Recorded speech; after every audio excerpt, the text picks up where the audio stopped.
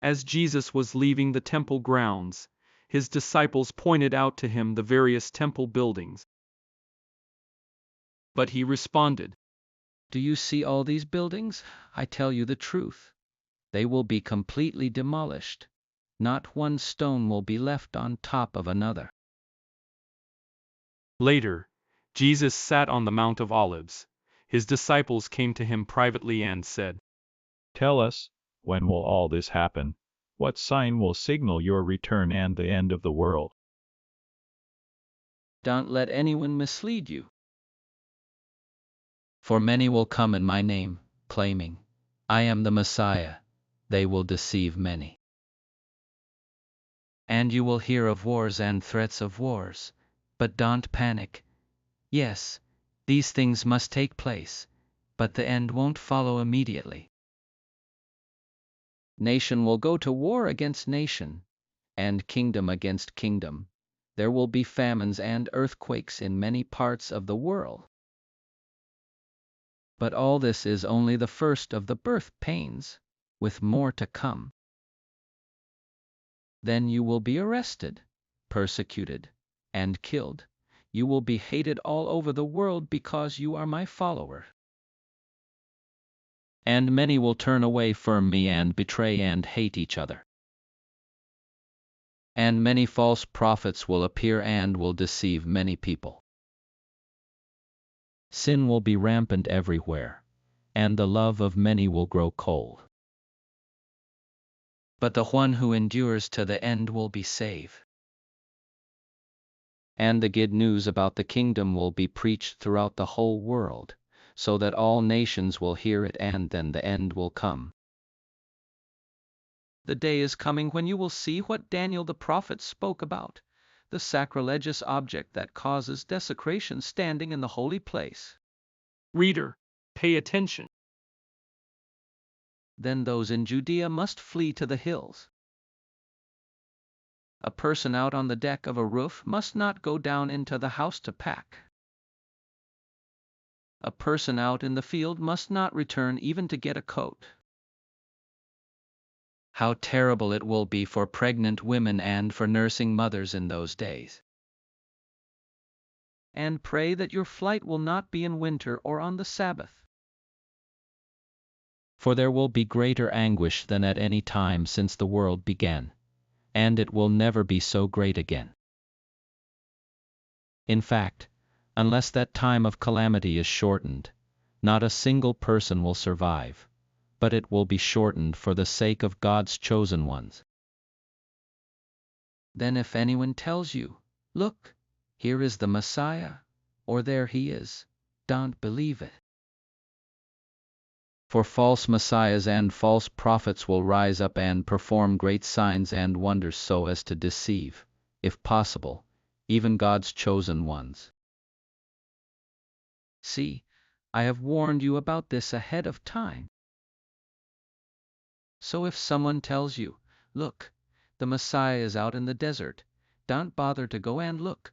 Or, "Look, he is hiding here," don't believe it. For as the lightning flashes in the east and shines to the west, so it will be when the Son of Man comes. Just as the gathering of vultures shows there is a carcass nearby, so these signs indicate that the end is near. Immediately after the anguish of those days, the sun will be darkened, the moon will give no light, the stars will fall from the sky, and the powers in the heavens will be shaken. And then at last, the sign that the Son of Man is coming will appear in the heavens, and there will be deep mourning among all the peoples of the earth, and they will see the Son of Man coming on the clouds of heaven with power and great glory. And he will send out his angels with the mighty blast of a trumpet, and they will gather his chosen ones from all over the world, from the farthest ends of the earth and heaven. Now learn a lesson from the fig tree. When its branches bud and its leaves begin to sprout, you know that summer is near. In the same way, when you see all these things, you can know his return is very near. right at the door.